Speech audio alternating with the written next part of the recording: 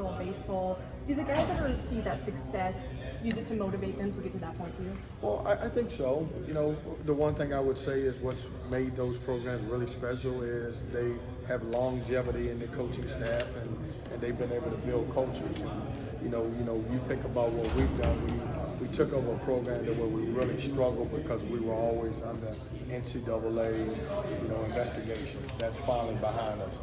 We had a couple of years where arguably, our best players went down.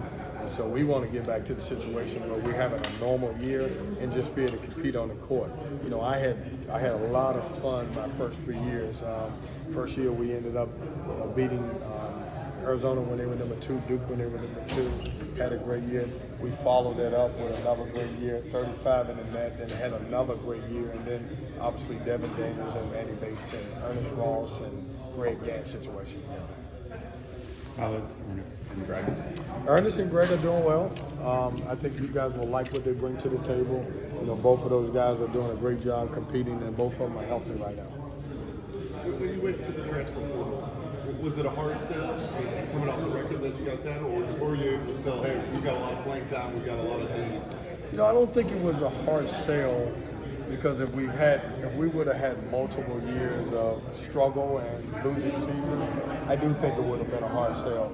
But I think when they looked at our program, the way we have been, and the opportunity to come in and play right away, I think that was an easy opportunity. And look, once you get them on campus and be able to sit down in front of them and talk to them about what our system is and how you can play freely, I think guys want to play in our system. How has that portal sort of changed your job, changed how you go about building a team? I think it's changed college basketball.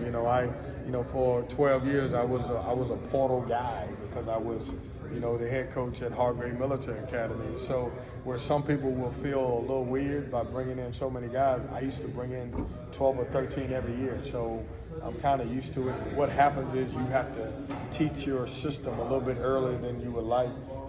We got fortunate because we were up for a foreign trip and we were able to go to Bahamas and get those 10 practices in. It won't be the same every year just because you might not have a foreign trip. Yeah. Do you look for are you trying to fill specific needs in the portal, or are you trying to find the best player you can find there? No, we 100% try to fill a need. And, we felt like we had young bigs and we wanted to get some experienced big. I needed an older, experienced point guard to help win in this league in college basketball and be someone who would be positive in the locker room and be extension off the floor. And then we wanted a kind of a hybrid forward that can play 3 and 4. And so it's definitely a need thing for us. T and Jarkel were both talking about the chemistry that they've kind of developed already. Is that something that you saw click right away, or is that something that you've seen as they've gone along and done pickup games and in practice it's kind of developed?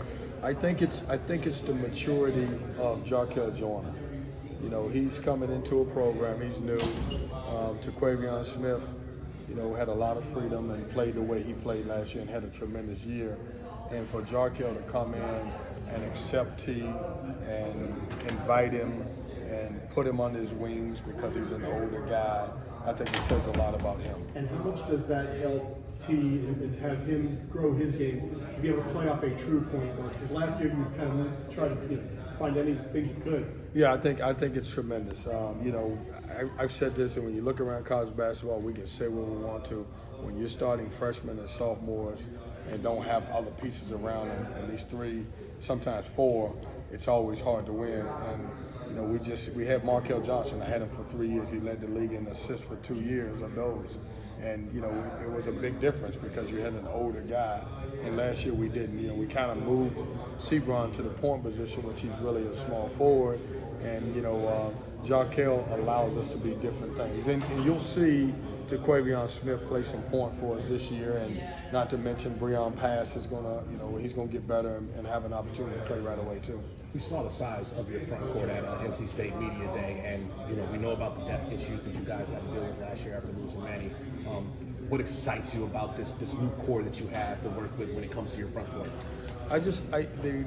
What we lost in the last couple of years is we didn't have competition in practice. We couldn't practice. I think I ran every 4-on-4 drill that you could have, and then we had to be careful at that because I just didn't want anybody to get hurt. So we can actually practice and compete, and guys get after each other. And man, if you guys would look at the matchup with E.B. Dewana and D.J. Burns and Sean Mahorshik, man, it's a great battle at that 5 position. And, a couple of those guys, at least Usan, we can move over to the 4 and play a little bit 4. And then, Jack Clark, who can play 4. That battle with him and Ernest Ross and Greg Gant, that's also been healthy and great. And so now we have situations where we can compete because we're pushing each other every day in practice. Speak more specifically about DJ Burns and the experience he brings in, especially the success, coming out as the Big South Player of the Year. He's a talented scorer. He's unique. He's different. He's a lefty post guy, can really score the basketball. I think one of the most underrated things about DJ is his ability to pass the ball.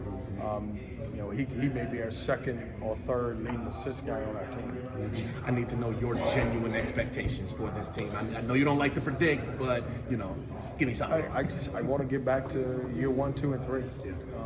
I do. We were having fun. No one likes to lose. This program's been built since I've been here on hard work and dedication, and we fought through a lot of different things. From the day I got here till I'm sitting here now, we've had NCAA, we've had injuries. Hopefully we can get past both of them, and I want to get back to having fun, and we were on the right track and make last year a one-off.